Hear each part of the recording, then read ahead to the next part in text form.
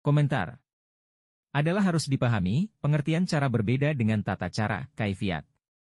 Arti cara adalah metode atau teknik untuk suatu perbuatan. Sedangkan tata cara artinya, suatu perbuatan yang mempunyai tata tertib dan tata aturan dalam melaksanakan cara yang disebut kaifiat.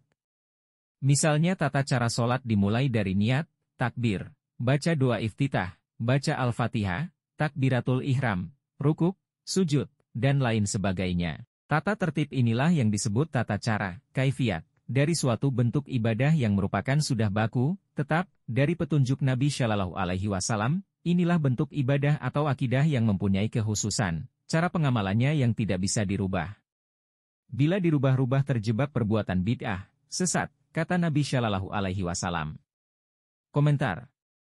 Ketahuilah ruqyah yang dilakukan di zaman Nabi itu adalah bentuk cara, metode atau teknik, untuk mengetahui hilal, tanpa kaifiat, tidak dimulai dengan bismillah, tanpa wudu, dan lainnya. Apalagi ruqyah itu Nabi sendiri tidak pernah mengerjakannya. Hanya seorang Arab melapor kepada Nabi Shallallahu Alaihi Wasallam katanya, aku telah melihat bulan, ya Rasulullah. Maka Nabi Shallallahu Alaihi Wasallam menyuruh orang Arab ini untuk mengumumkan telah mulai 1 Syawal. Jadi, makin jelas terbukti ruqyah itu bukan bentuk ibadah yang wajib dikerjakan. Boleh dikerjakan tapi, bila ruqyah itu dianggap bentuk ibadah, tapi jangan ditambah teropong. Harus sesuai dengan petunjuk ruqyah Nabi Shallallahu Alaihi Wasallam. Komentar. Kalau mau mengikut ruqyah Nabi Shallallahu Alaihi Wasallam juga jujurlah, jangan pakai teropong. Jangan dikatakan patuh mengikut contoh cara Nabi tapi tidak jujur ditambah teropong. Komentar.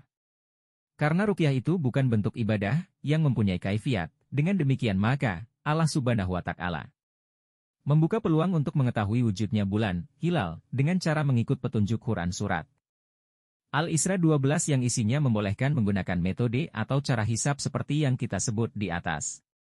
Komentar.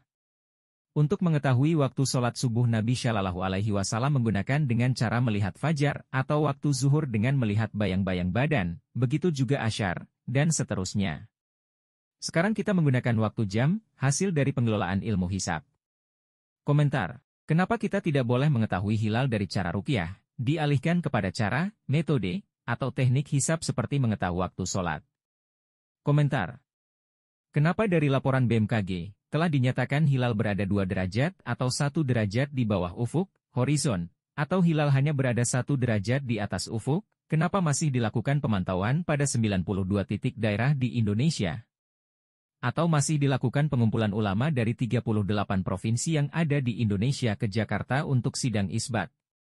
Padahal, sudah diketahui tidak mungkin dapat dilihat dengan ruqyah posisi hilal 1 derajat di bawah ufuk atau 1 derajat di atas ufuk.